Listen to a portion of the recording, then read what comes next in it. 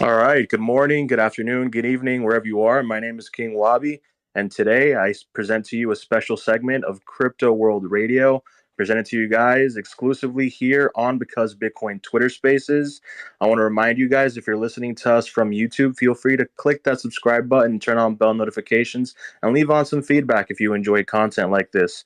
And also, if you guys are here listening to us from Twitter Spaces, feel free to join our Discord. We have over 1,100 members, and we have members from all across the globe. So you'll always find someone active. I know myself, given that I function in the wee hours of the night, I always find a few of our community members live there. We talk markets and all sorts of things pertaining to things like crypto, the equity markets, and things regarding macroeconomics. And I also want to remind you guys that after my show, we follow up the next following day with Market Check at 11 a.m. Eastern Time with our CEO, Max, who's here in the audience, and also our traders, Premise and Tommy. And then after that, we start off with our Twitter Spaces segment at 4:15 p.m. Eastern Time with Carter, where he talks all things equities and macro with our CEO, Max, and as well as a few members of the Discord community and friends of Because Bitcoin. And then myself at 7 p.m. Eastern Time, where I try to bring in as many special guests as possible for you guys. And I always encourage you guys to follow the Twitter page from Because Bitcoin and to turn on bell notifications, because sometimes whenever I do have on special guests, there might be some sort of time zone difference. So it might be a little bit earlier, a little bit later. And that's why I always encourage you guys to turn on those notifications. And today I'm here joined by one of the guys from Swan Bitcoin, absolute Chads over there. Corey has been nothing but good to me and connected me with John, who actually works in the private client services department over at Swan. So, John, I want to welcome you to the Because Bitcoin Twitter Spaces. Welcome to the community.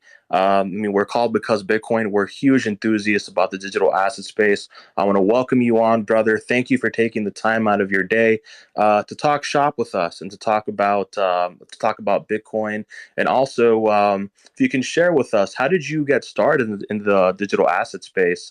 And how are you today, my man? Good to have you on. Yeah, King Wabi, thank you, man. It's great to be here. Thanks to you and to the Because Bitcoin crew. Appreciate you guys having me on, and hello to everybody listening. Yeah, I'm pumped to get into conversations about Bitcoin, macro, what it's like working in TradFi on Wall Street for 13 years. Happy to get into any of that. But I'll give you the short-ish version to that question of how did I get into the idea of Bitcoin and crypto at all, would be actually, I guess you would say it's gold and economics is what got me into it. So I am one of these people who was very, very influenced by the 2008, 2009 financial crisis, mostly because I was graduating college at that time and I was a finance major. So if you could imagine what that was like, not a great time to be graduating. It ended up working out well for me, which I'm very thankful for. But we had people come into career fairs at my college from banks that were literally like, hey, it's my job to be here, but we have no actual jobs or careers to offer you guys. So the financial world was literally imploding as I was graduating. And I kind of looked around, and the teachers I had couldn't really explain or understand what was going on. And same thing went for people on financial news, CNBC, Bloomberg, etc. And I think same thing went most certainly for people who were in power at the time, whether it was Ben Bernanke, Hank Paulson, the Treasury Secretary. I mean, back then you could literally listen to Ben Bernanke make some claim or prediction on TV, and literally like 7 days later, he would be proven wrong. Whether it was saying that, housing prices aren't going to fall on a nationwide level, Fannie Mae and Freddie Mac don't need a bailout, we're not going to monetize the debt, just like over and over and over again, he would say these things, and then the opposite would happen. So I kind of looked around at that and I was like, okay, I don't think I can really trust or believe in what these alleged experts are telling me. So I'm at least going to go look somewhere else to see if there's another explanation. So for me, that was Austrian economics. And thankfully, I had a friend who shared the Mises Institute with me at Mises.org. And they have a million great resources at Mises.org that are short articles, more digestible. They have long PDFs of books written by some of the greatest Austrian economists that are free online, which is unbelievable when you compare some of these mainstream economics textbooks go for like hundreds of dollars. You can get a free economics textbook from Mises.org that I personally think has way better, clearer information for free. So that was kind of my introduction to a different way of thinking about economics and about money, because the Austrian economists are believers in sound money. Back in 2008, 2009, the only way to really achieve sound money was gold. And they had been harping on this for decades. This was not a new thing to them, but it was new to me when I learned it in 2008, 2009. So I was kind of opened up to this idea. And maybe I'll just make a comment about how crazy it is that I majored in finance at a good school in undergrad. And if you would have asked me, did I ever hear anyone mention the term Austrian economics in my 4 years of undergrad taking finance and economics classes? The answer is no. It was literally never mentioned once. We were never asked to think about the nature of money or the history of money. We were never asked or taught why gold became money. Just not even a second spent on it. So all of those things came from my own time and my own research outside of the education system. But that's what introduced me to sound money. Fast forwarding a little bit, I basically became a sound money advocate.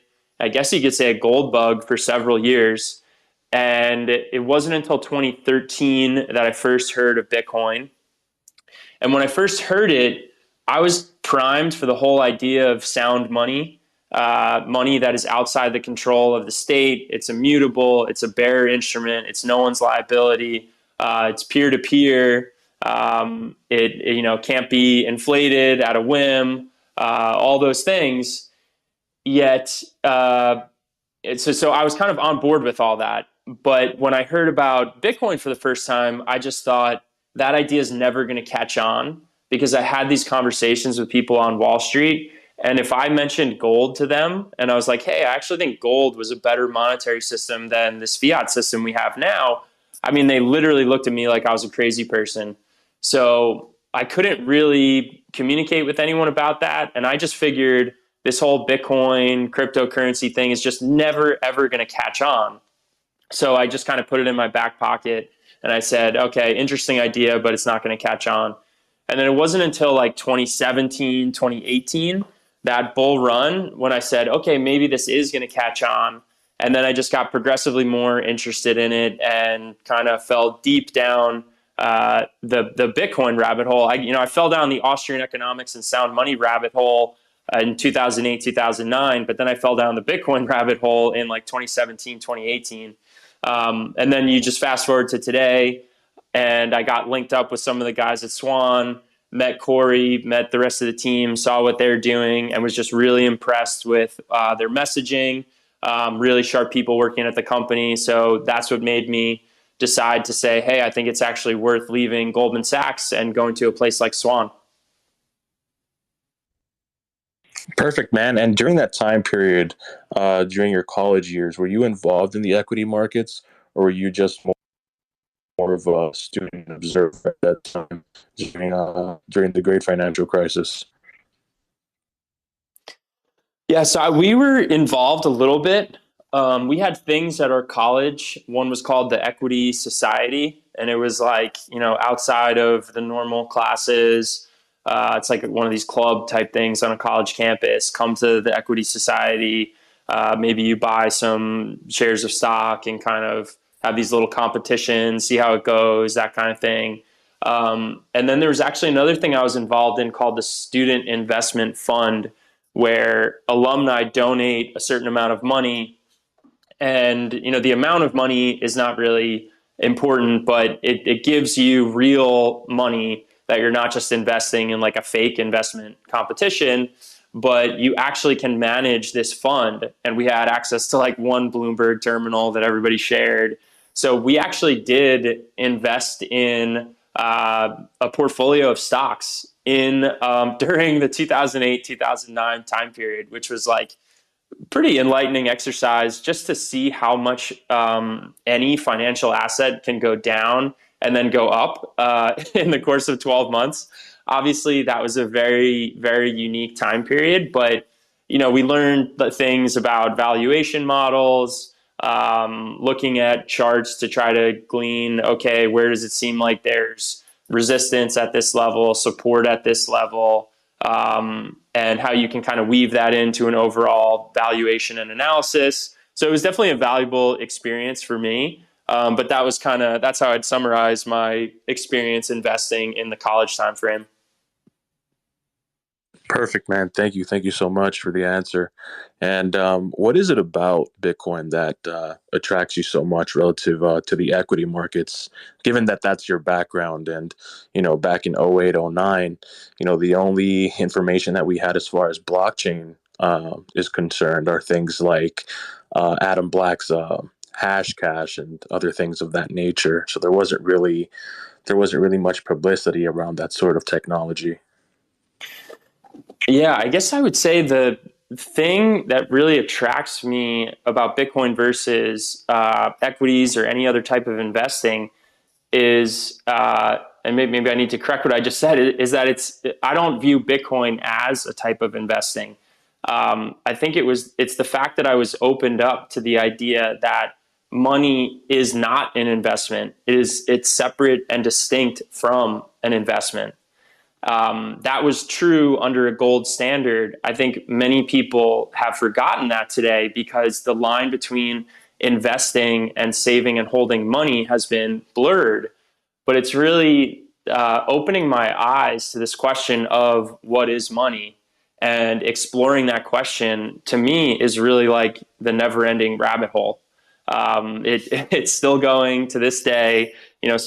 Many years after I really got into Bitcoin, there's just it's the rabbit hole you don't find the bottom of, because there's so many disciplines that are weaved into Bitcoin. But for me, what fascinates me is this question of what is money.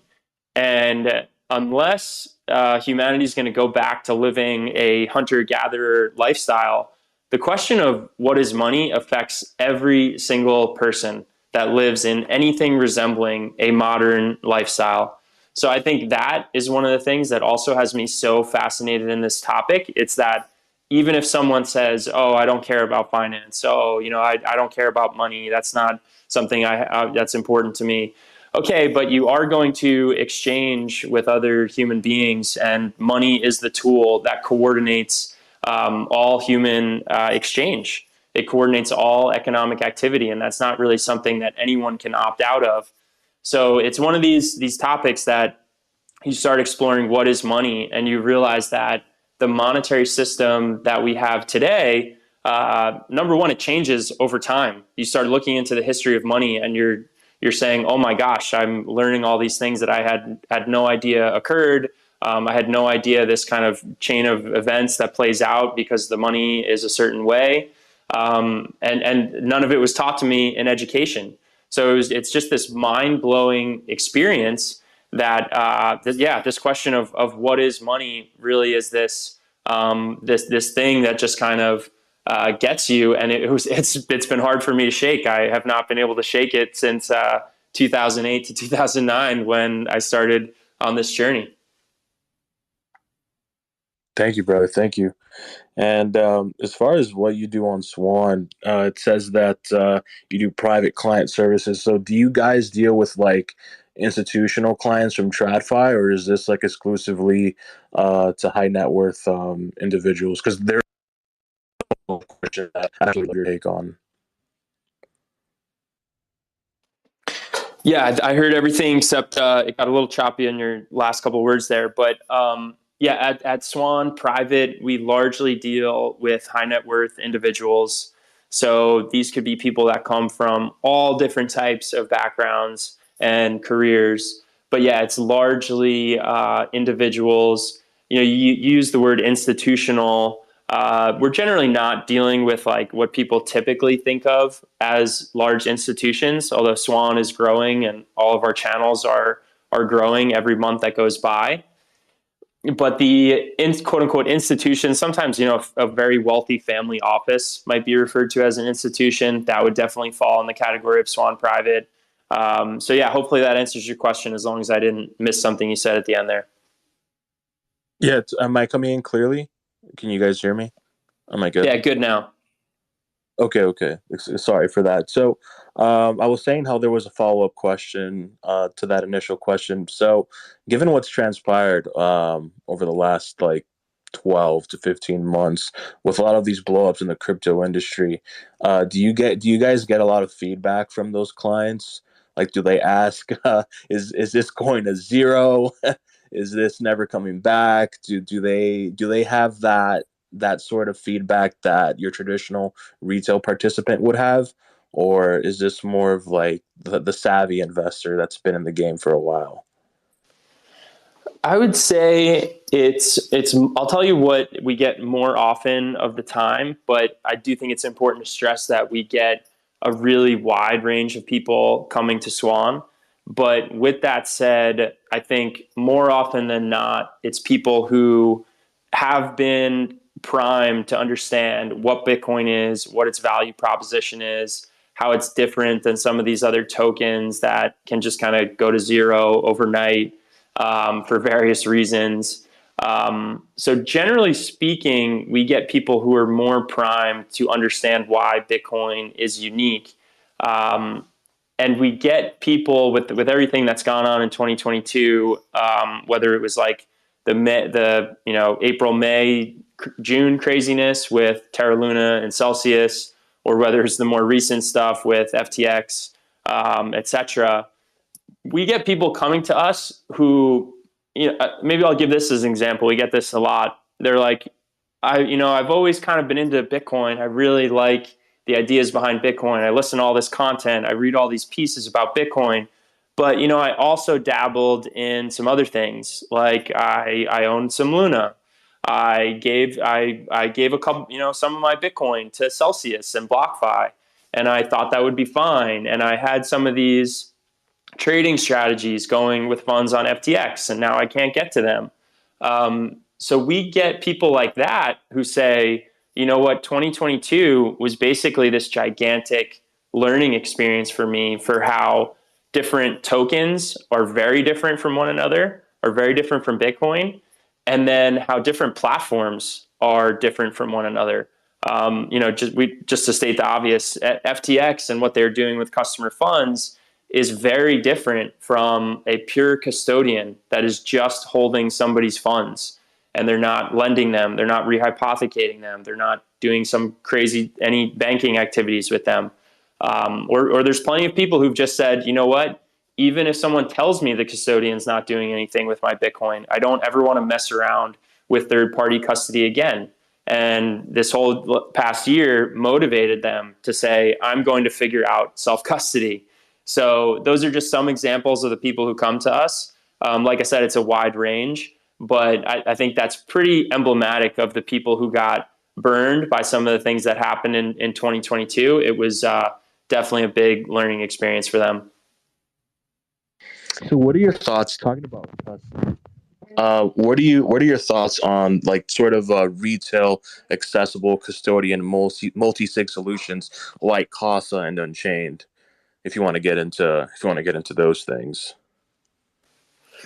Yeah, I could definitely give some high level comments on those. I think generally speaking, good platforms that people should be looking at. I think you should always be going self custody when you can. I think there are maybe some exceptions to that. There's some unique situations where, let's say, four people have a business and they want to own Bitcoin in the treasury of their business.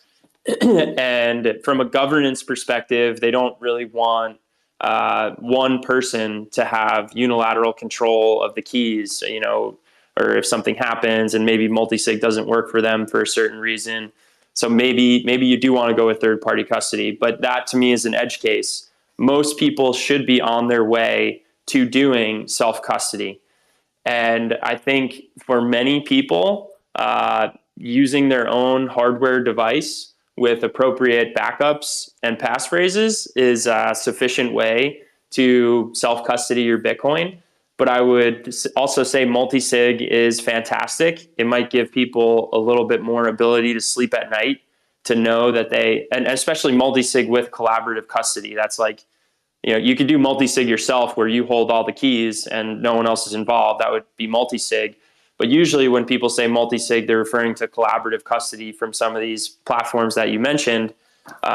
So yeah, I think those are fantastic. I would not steer anyone away from using them. I think it gets you to be familiar with a hardware signing device. And then not only that, but it allows you to have a little bit of an error, a flexible situation where if one key did become inaccessible to you for some reason, you're not going to lose your Bitcoin. So I think those types of things are very good. And then, shameless plug for Swan here, but we did merge with Spectre Solutions a few months ago, and we're going to be releasing something that we're calling Swan Custody at some point in 2023. And it's going to offer a lot of these custody type solutions that I think people are looking for. So stay tuned. I think there's going to be a lot of announcements coming from Swan on this front in 2023. Yeah, man, no problem. Feel free to share what you guys do. We're huge proponents of the platform that you all have. So me and you have roughly been in the industry for the same amount of time. I know you came in about a year or two earlier than myself, but since then, what are some of the things that you've seen as far as advancements goes within the digital asset space that have excited you? And for some context for myself, what's excited me are publicly traded companies like Tesla and MicroStrategy implementing Bitcoin on their balance sheet. I think to me that's truly one of the greatest advancements moving forward in what this industry can do. Yeah, that's a great question. There's a lot to potentially be dug into there. I'll rewind the clock back like really far, just just for the sake of showing people how far we've come.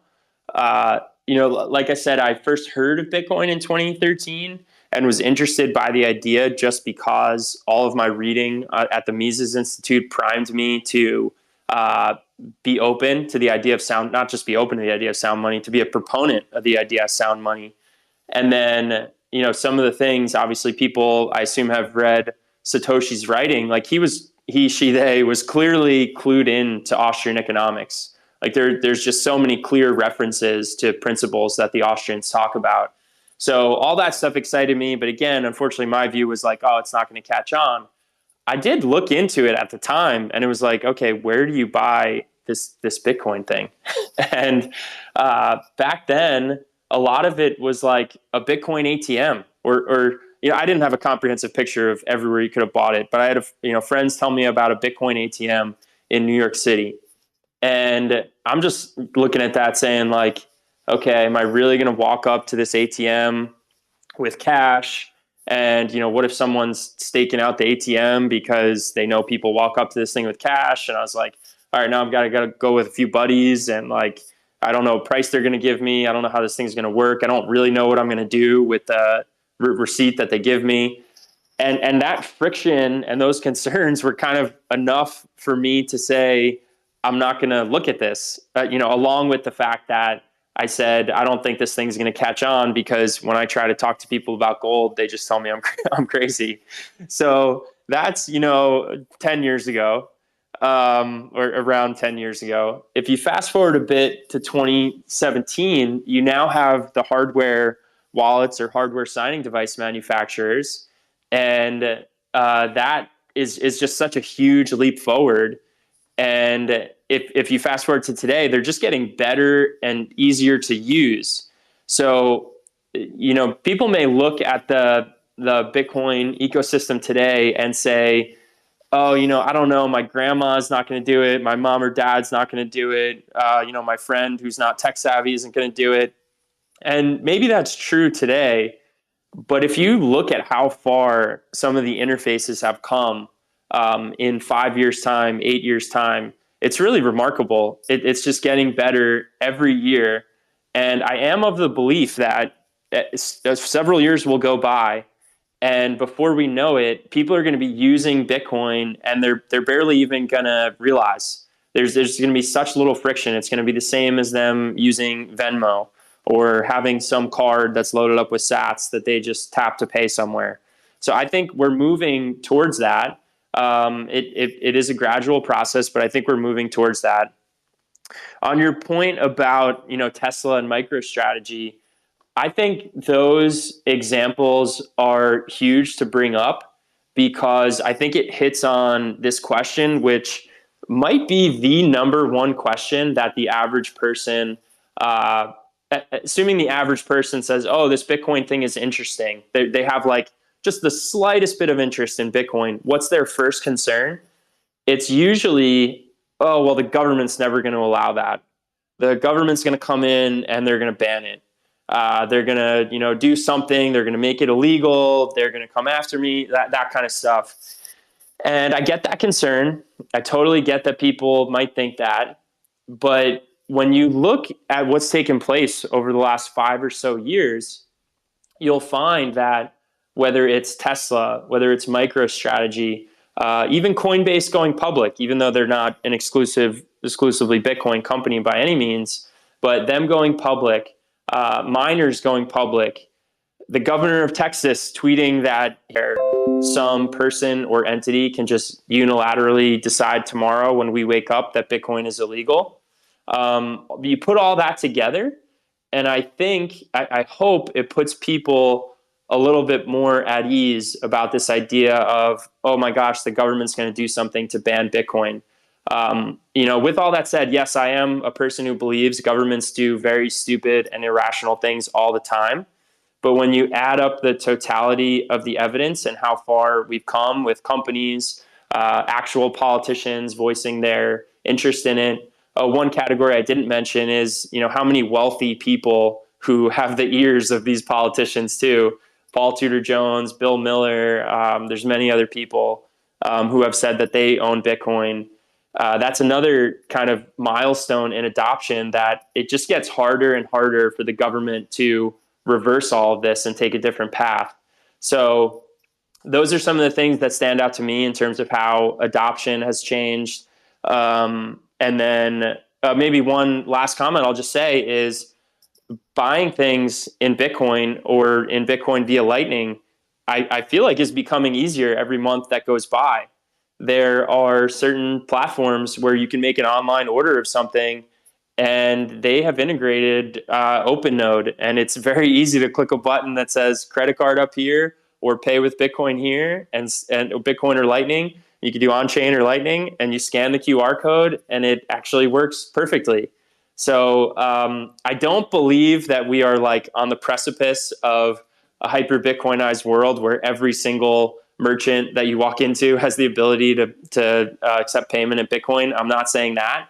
But if you just look at what's available today, it's definitely adoption, definitely Bitcoin adoption, definitely Lightning adoption. So anyway, long answer, but those are some of the things that jump out to me as highlights of my adoption milestones in the past 10 years.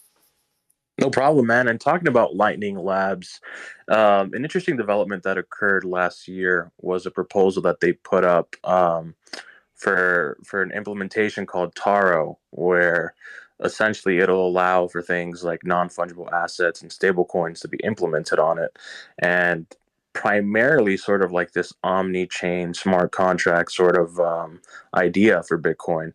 So as far as that is concerned, do you believe that Lightning through that proposal could add to the value proposition in Bitcoin over the next coming years?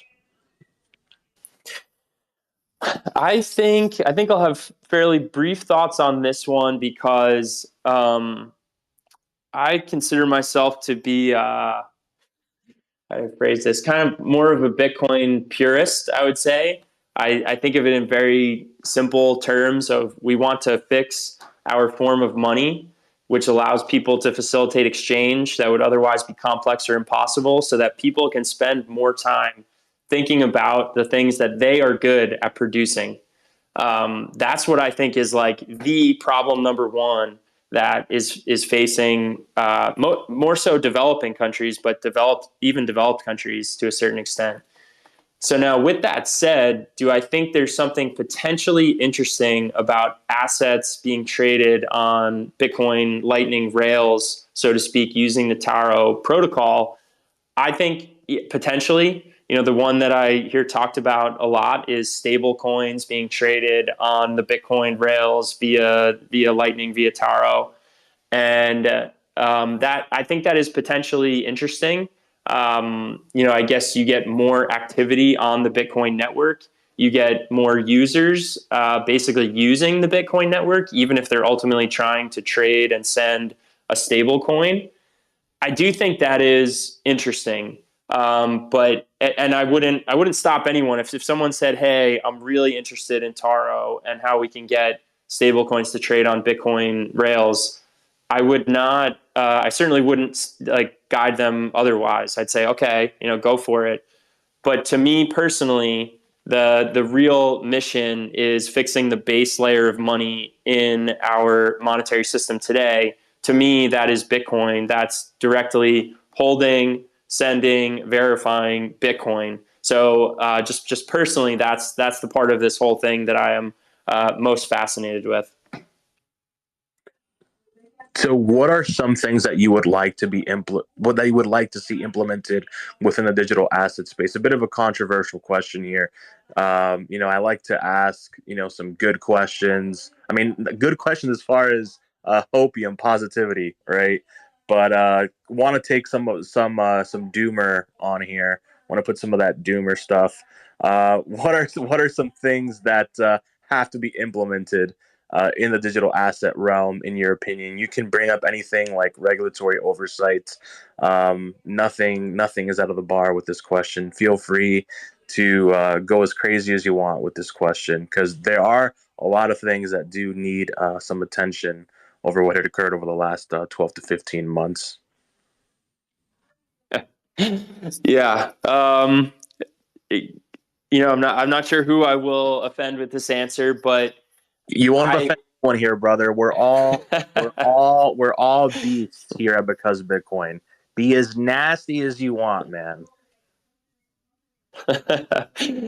So I would say, you mentioned what I would like to see happen, and on the regulatory front, I'll give a little disclaimer or just explanation before I say this. I'm generally a proponent of limited government. I would probably even say I was a firm believer in that before I even started learning about Bitcoin and the monetary system. So that's kind of my nature. That's where I come from. With that said, if we are going to have securities regulators in existence, and if the Howey test is going to be a thing, this is, for anyone who's not familiar, this is the Howey test. This is a handful of points that something has to meet to be considered a security. If I can remember it offhand, I believe it's an investment of money in a common enterprise with the expectation of profit that is going to come from the work of others, or something to that effect. I think if you look at the vast majority of crypto tokens that are out there that are not called Bitcoin, they meet that description. So if the Howey test is going to be enforced and the SEC is going to be an entity that looks at financial assets and decides this one's a security, this one's not a security, we're going to use the Howey test to determine that. If that's the system we live in, I think, again, the vast majority of cryptocurrencies not called Bitcoin, potentially all of the cryptocurrencies not called Bitcoin, will have to become securities. And that doesn't necessarily destroy the hopes and dreams of every single crypto out there in existence. It just means that they have to become a security. And I think that would be a lot healthier for the crypto ecosystem if we're more honest about what these things are. Because when I think about Bitcoin, the way I describe it to people who, I wouldn't use this description for somebody who's brand new to the Bitcoin space, because they'd just be like, what are you just listed so many words. What are you talking about?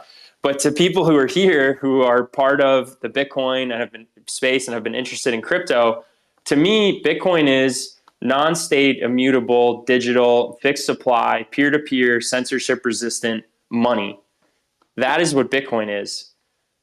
If we apply the Howey test to various cryptocurrencies and they all end up being deemed to be securities based on the Howey test, I think it will just help people understand that these other crypto tokens are not what I just listed Bitcoin is: non-state, immutable, fixed supply, digital, peer-to-peer, censorship resistant money. So I am one of these people who is a believer. There's Bitcoin and then there's crypto. Could there be value in some of these other tokens in some way? Maybe there is, but I think they're securities, and therefore they're not money. So it's not trying to accomplish the same thing that Bitcoin is trying to accomplish. And then if someone has a use case and a theory for why these crypto securities are going to be valuable, I'll be interested in hearing it.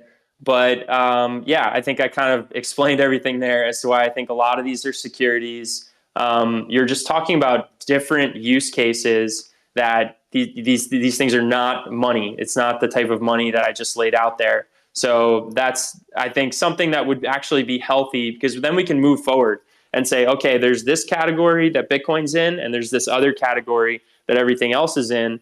Now that we're clear on that, let's see what actually has a use case out there in the world.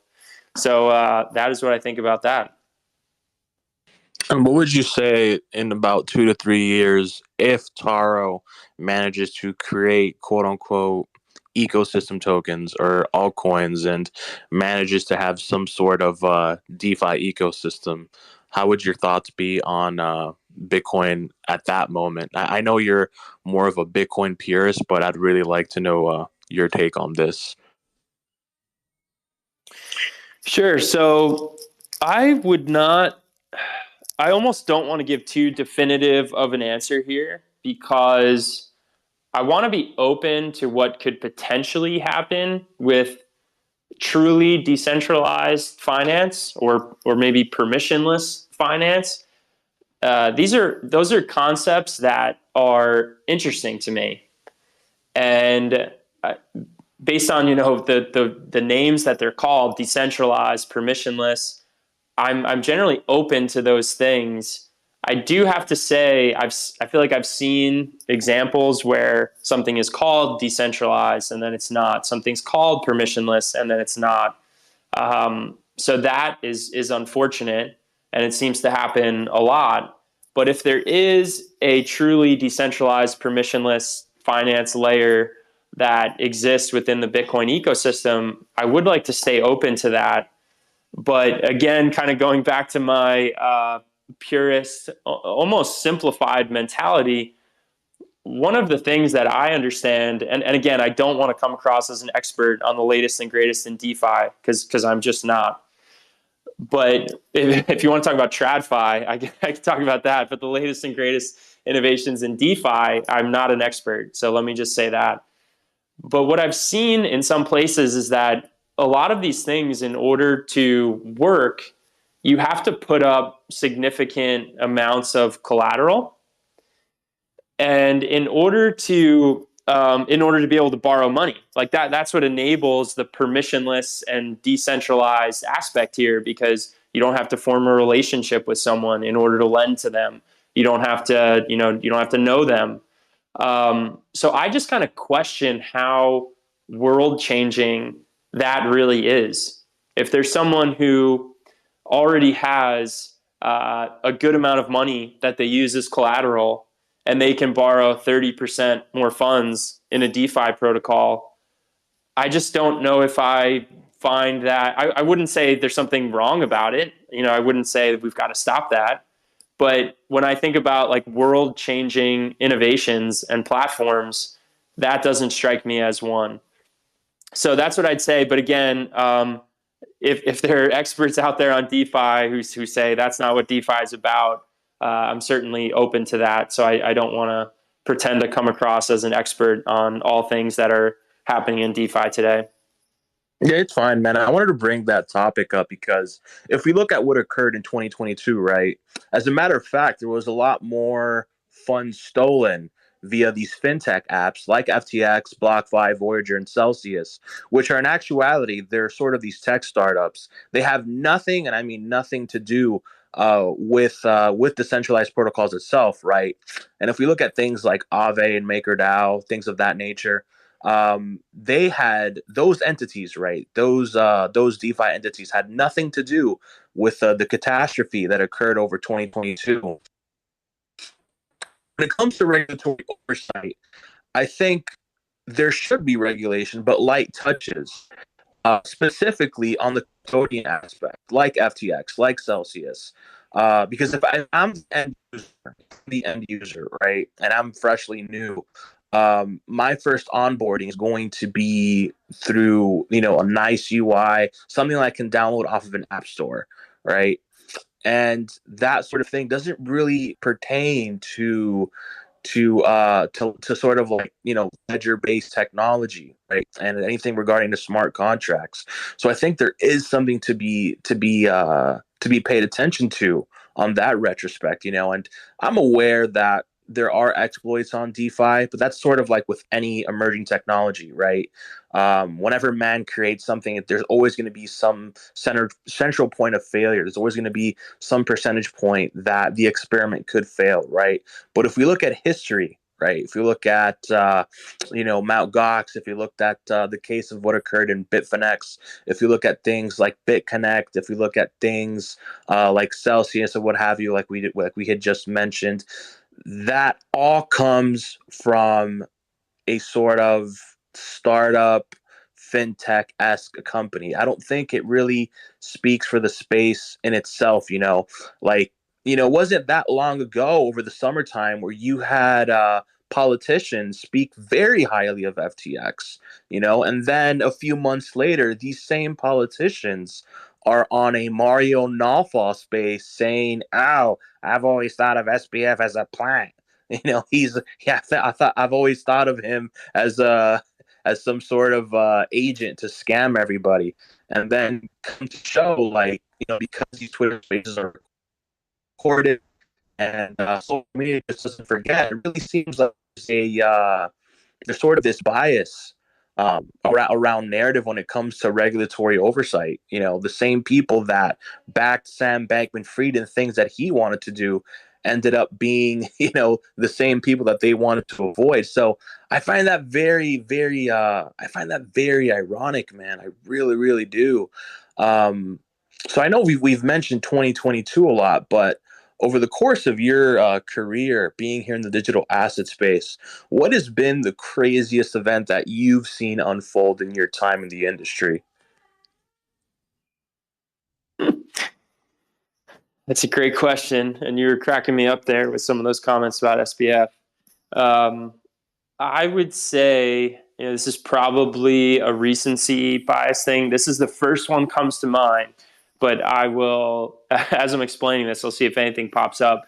But Swan hosted Pacific Bitcoin in LA at the beginning of November, and FTT, their token, Alameda, and FTX basically all collapsed the exact same week. It was just like progressively happening as Swan was hosting this Pacific Bitcoin conference, which almost turned into like a Bitcoin week because people came out to LA for several days in advance of the conference. So you basically had like 1,500 Bitcoiners meeting together, all with this shared vision, this common goal. And at the same time, FTT is collapsing, Alameda is collapsing, and FTX is collapsing.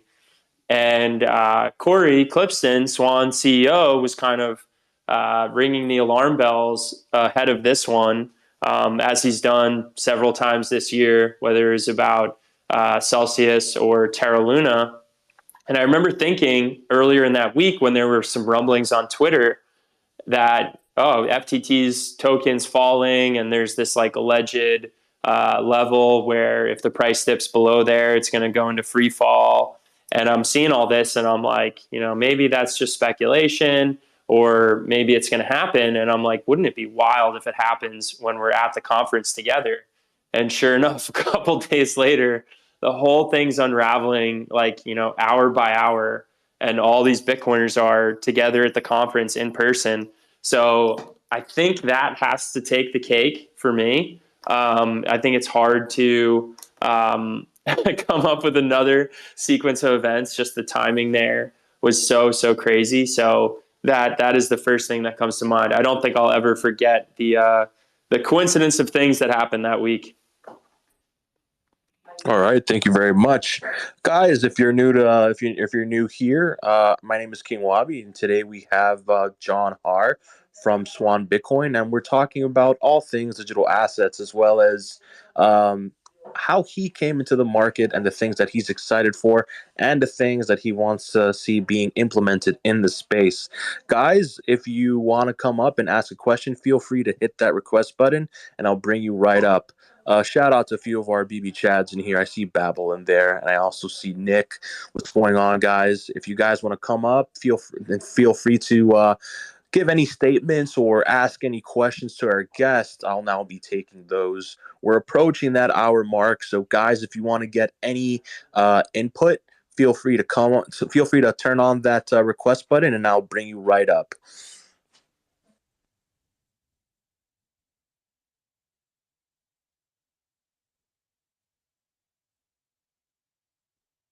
And guys, I also want to mention, if you enjoy spaces like these, please follow us here at Because Bitcoin here on Twitter. Thank you. Vestige, what's going on, man? What's going on, my guy? How's it going today? You doing good, everyone? Yeah, I'm doing good, man. Good to have you up here, brother. What's going on? Not a whole lot, man. John, I got a question for you. Obviously, you're a big lover of Bitcoin, but if things turn around and go bad in these markets, how low do you think Bitcoin can go, and how willingly are you to admit that it can go quite low? Let's say under 10K down to potentially 8K. Yeah, I think that's on the table, especially after what we saw in 2022. I think there are plenty of contagion events, whether it is Celsius, Terra Luna, BlockFi, Voyager, Three Arrows Capital, FTX. Who knows what another contagion event might be. There are a lot of people that thought after the April, May, June craziness that there wasn't going to be another contagion event. No one was really predicting FTX exploding until just a couple of weeks before it happened, as far as I know. So could there be another contagion event that I'm not aware of, that most people are not aware of? I think that's absolutely possible. And then the other thing Bitcoin was facing this whole year was basically the worst macro conditions, arguably, in Bitcoin's history. Fastest Fed rate hiking cycle in Bitcoin's history in many years. In fact, kind of this removal of liquidity from the system that we haven't seen for a very long time, because CPI got to levels that we haven't seen for a very long time. So Bitcoin is kind of taking it from all angles in 2022. I think it's possible, who knows if both of those things continue, if we get a bad macro environment and we get more crypto contagion events, could Bitcoin get hit even further? And I would throw in there miners selling. They're obviously still a big component of people who accumulate Bitcoin, but then might be forced sellers of Bitcoin, and that affects the price a good amount. That certainly could happen. I would not rule it out. And that's generally why, when I am talking to people about Bitcoin and price action, I tell people to have, a 2, 3, even 5 year time horizon. And one quick analogy I would just give is, if you look at what happened with a company like Amazon from 1999 to 2001, if you guys go back and check the stock chart from back then, it actually fell by over 90% from 1999 to, I think it was September of 2001. And clearly today, if you look back at 2001 in hindsight, the company and the platform that Amazon was building was obviously, in hindsight, something of great value to the world. And the fact that the stock price went down by 90% didn't change that underlying reality. So I think it's appropriate for Bitcoin because, you know, those who couldn't tell the difference between Amazon and pets.com in the year 2000, in hindsight, that was their loss. So I do think in the coming years, we're going to see a similar story play out with Bitcoin, but I think people need to be patient because there are a lot of factors that can move in different directions. So hopefully that answers the question, but that's what comes to mind. All right, thank you for that, John. I see we have some new requests from some new speakers on here. I want to make things transparent again. Guys, if you're coming up here, please follow the rules. No talking over one another. No obscene profanity. No cursing or any of that sort. We're keeping a tight ship around here. So, Jimmy the Otter, I'm going to bring you up, brother.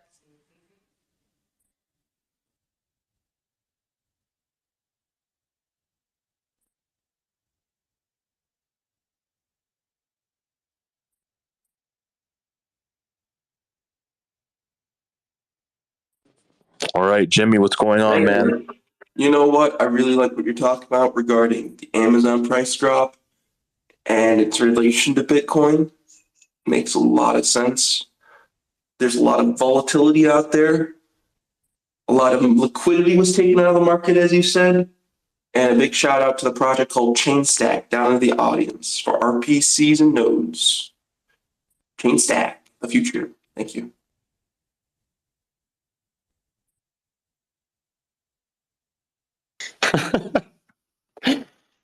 That's brilliant. I don't think I have anything to add to that. Yeah, I only heard something regarding chain something. So, see you. No, oh gosh. But hey, I see some of our BB Chads in here, Kimchi and TB523. If you guys want to come up, feel free to do so. I see also another friend of the show, New Bro. Feel free to come on up. We'll give it a few more minutes. If you guys want to come on up, feel free to do so. Want to give your statements and ask your questions, feel free to do so. All right, we have Nick Chainstack.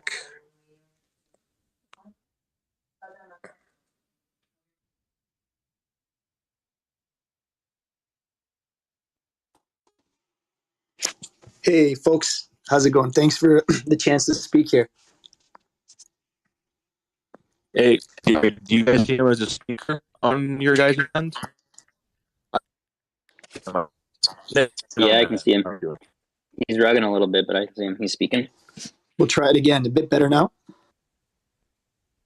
Yeah, I got you. Okay, sweet. Thanks for having me up here. So I love the conversation, guys. Number one, it was quite inspiring. I mean, listening to your stories about what you got to do in school, I was sitting there reflecting on my time in biology, dissecting insects, and I wish I would have done a little bit more in economics. So really cool. I appreciate the heads up there. So I appreciate Jimmy as well calling us out. I'm from Chainstack. We're an RPC and a node provider, and I was actually pretty interested in hearing if anybody has any thoughts on like Bitcoin nodes. So I've been with Chainstack like 8 months. I sell nodes for every protocol: Avalanche, Ethereum, Polygon, Solana. But I rarely sell Bitcoin nodes, and I don't know why that is. There's just such a limited demand, and I wanted to know if anybody here had any thoughts on like why maybe Bitcoin RPCs aren't being used as much as some of the others. And I don't know if the RPC concept, like a remote procedure call and a node and a connection to the blockchain, if you're familiar with that at all, but I'd just be interested in hearing people's take on it because I just can't figure it out.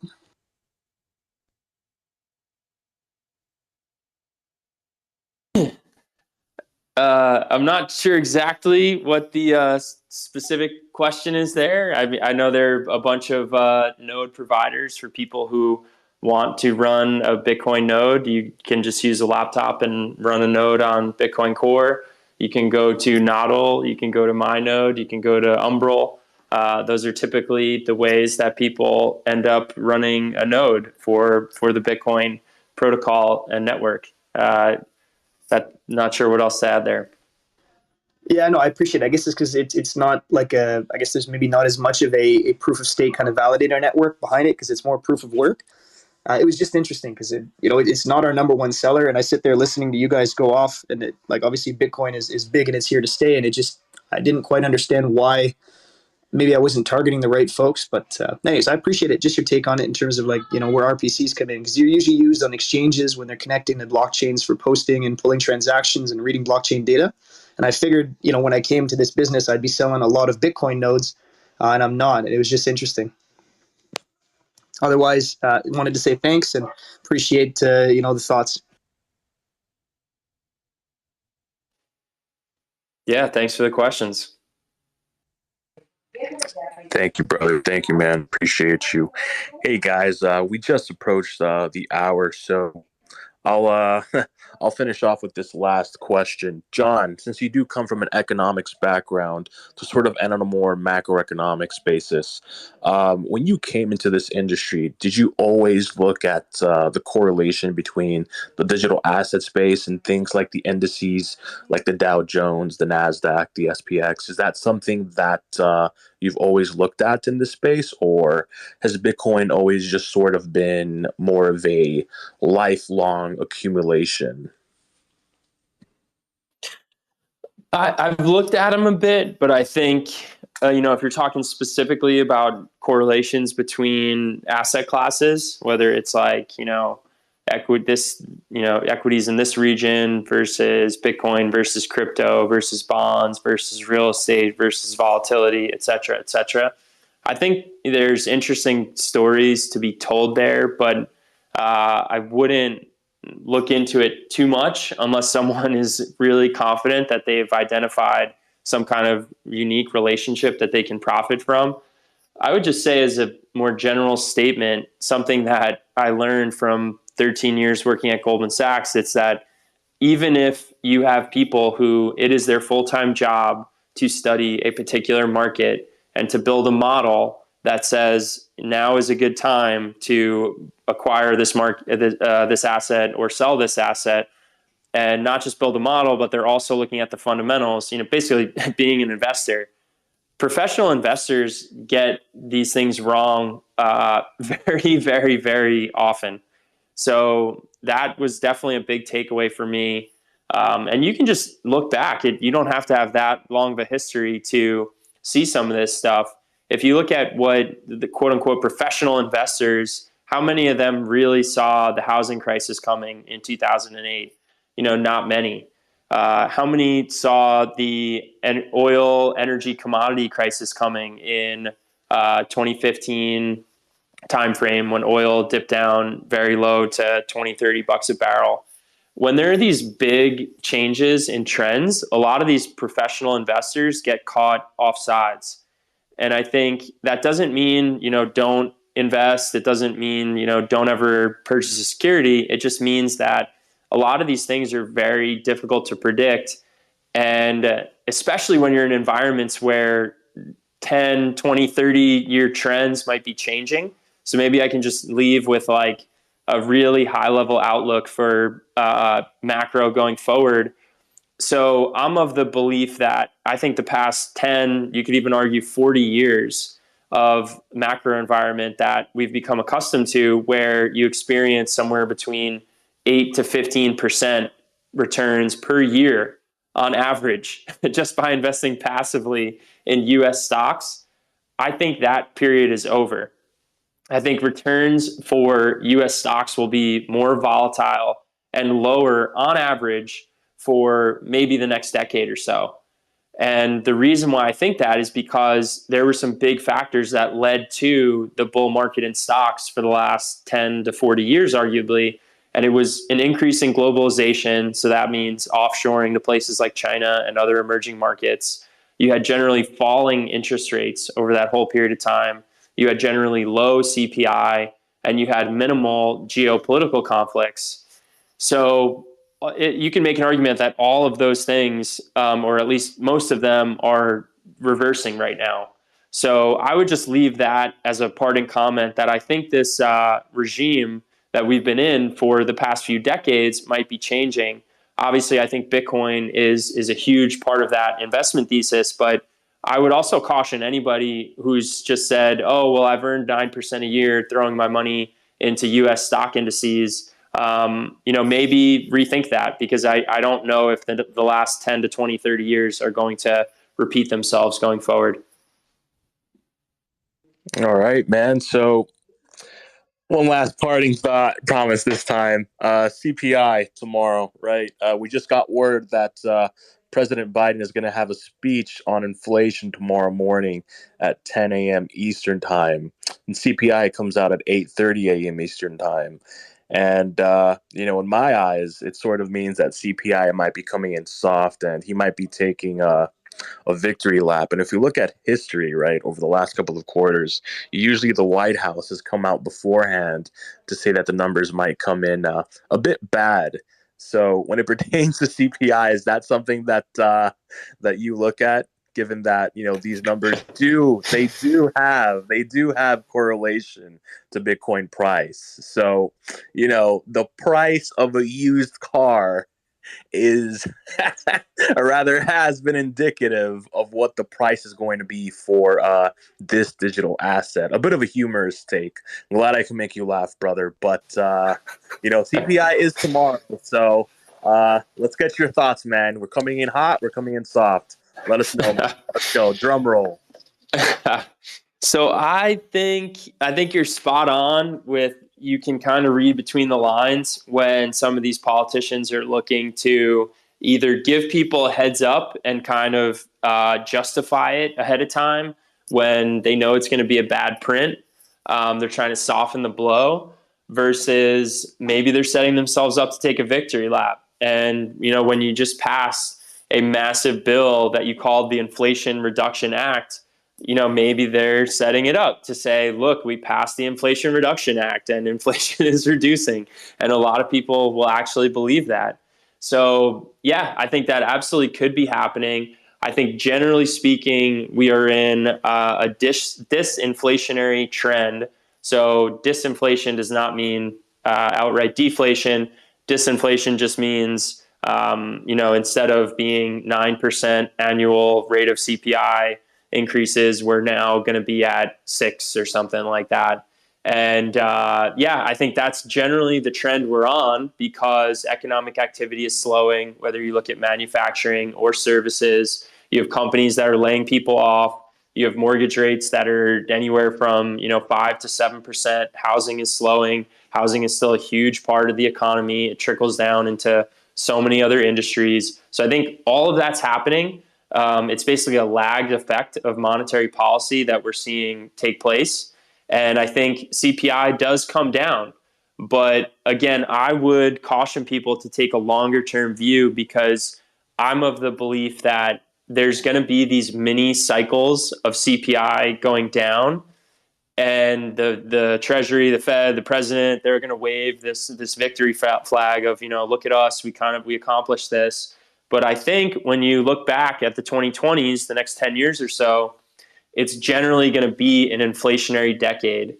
And I think that is because the U.S. government needs inflation defined by CPI to be higher, so that nominal GDP goes up, so that debt to GDP goes down for the U.S. government, so that they're in a better fiscal situation. So I think that is the longer term trend. But yes, we will have these mini trends within the trend. And I think over the next few months, you will see CPI come down. The $1 million question is, what does that mean for Fed policy, and when will they stop hiking rates? And, that's anybody's guess. I think they probably have another hike or two. Then they'll hold and see what goes on. And maybe this could be a bottom in financial markets unless something really, really crazy happens. But again, I would encourage people to look at longer term trends, 5, 10 years out, and position yourselves accordingly, rather than trying to trade the ups and downs from month to month, which is just very difficult to do. Yeah, with Jerome Powell, you just never know, man. It seems like last year, all he was doing was just showing up and hiking interest rates by 75 basis points. And it sort of became a meme in this community where we had actually made Jerome Powell a jersey that said 75 BPS at the front and then Powell in the back. And it got to the point where people started viewing him as sort of the boogeyman. And, there might have been a point late last year where I had actually emailed the Federal Reserve, and I might or might not have given a few comments in their Twitter page to ask Chairman Powell how he likes to start off his day and what he has for breakfast, right? And it turns out that, in that surprise meeting that he had, the individual giving him the interview during that conference actually asked him that, and he sort of had this twinkle in his eye and gave that laugh. And lo and behold, since then, as far as price action is concerned, it's been relatively well. But you know, thank you so much for coming on the call, man, and joining the animal spirits here at Because Bitcoin. And I think we just need to let the data dictate. There are a lot of bearish spirits that might or might not make the same mistakes as the bull camp from 2021, where they just blindly assume that the past repeats indefinitely. But it's all data driven, and I agree with you. A longer term outlook is best suited for the average individual. And guys, any last statements? Feel free to come on up. If not, we'll just begin to wrap up here. And if you guys enjoy Twitter spaces such as these, where it's more crypto specific and we have special guests, feel free to follow our Twitter page here at Because Bitcoin and tell your friends about it. And there's actually a meme up top for you guys. Of Jerome Powell, the 75 basis points goblin. If you guys want a quick laugh, I'll have that up there for a few seconds. Shout out to Vestige for that meme. It's always good to have fun in these markets, guys. So yeah, we want to thank you once more, everyone, for participating here on Because Bitcoin Twitter Spaces. In the link above on our Nest, I have the link to our Discord from Because Bitcoin. We now have over 1,100 members, and like I said, people from all over the world always active there. And we also offer some premium services if you're into the equity market side of things. And with that being said, Mr. John Har, I want to thank you so much for taking time out of your day to come talk shop and speak on all things Bitcoin and digital assets. Appreciate you for taking the time out of your day for this, man. Any closing thoughts, brother? Any closing thoughts? No, man. Thanks, King Wabi. I appreciate the time. Thanks for having me on. Appreciate the Because Bitcoin crew. And thanks, everybody, for coming in to listen. And yeah, man, I enjoyed the conversation. So I really appreciate you guys having me on. No problem, man. And for the individuals that came onto the page a little bit later, there will be a replay uploaded onto our YouTube channel, same name, Because Bitcoin. Actually, no, I'm sorry, producer is off duty. But I forgot that space is recorded. So yeah, you guys will have a recorded space. One of the very rare times, but some within the week, probably Friday evening, Friday afternoon. This space will be uploaded onto our YouTube channel as well. But given that our producer is off duty at the current moment, it will be here available to you guys here on Twitter. So thank you guys once more. Thank you, Mr. Har. And on a side note, we will have another individual from the Swan Bitcoin team. We're going to have Mr. John Callahan. Really excited for that. Thank you guys so much. Sam Callahan. Sam Callahan.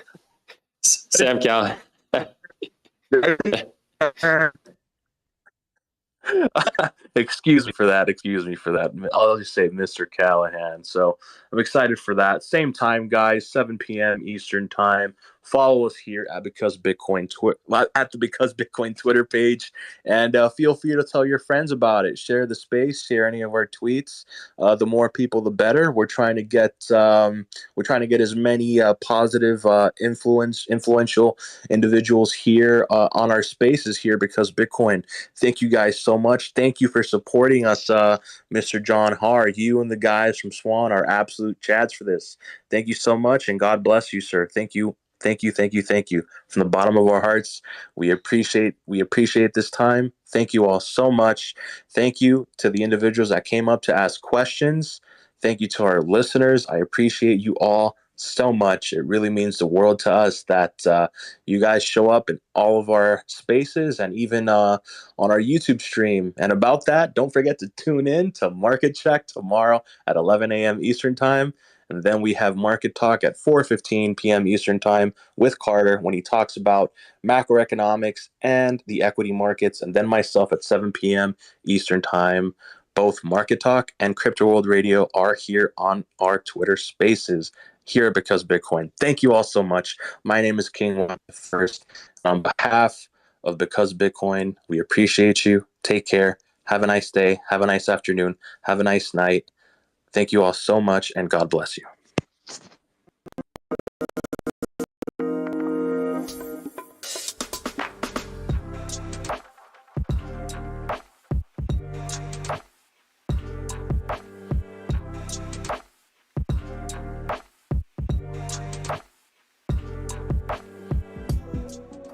The trading current is just math. It's just math. It has a 95.45% hit rate when we deviate outside of CP2 and CN2. All you had to do is recognize that 95% of the time when we get over here, under this blue line, we get some sort of mean reversion. So let's just assume you long right here.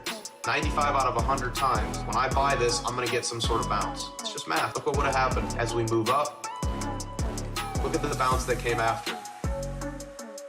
And now look where we are. If you had just blindly followed the current, you take all emotions out of it, and you say, I'm going to trust the statisticians. You would have bought Dow Jones somewhere down here under 30,000, depending on how you want to measure it from absolute top to bottom, 20% move. We also have multi-time frame alerts. You don't even have to be at your computer on TradingView. You can ping your phone. Now, the current has some really awesome features, and I would urge you guys to join our Discord to get access to it. We give it away for free as a tool to the community. It's just math. There's really no need to overcomplicate things, not even in the slightest.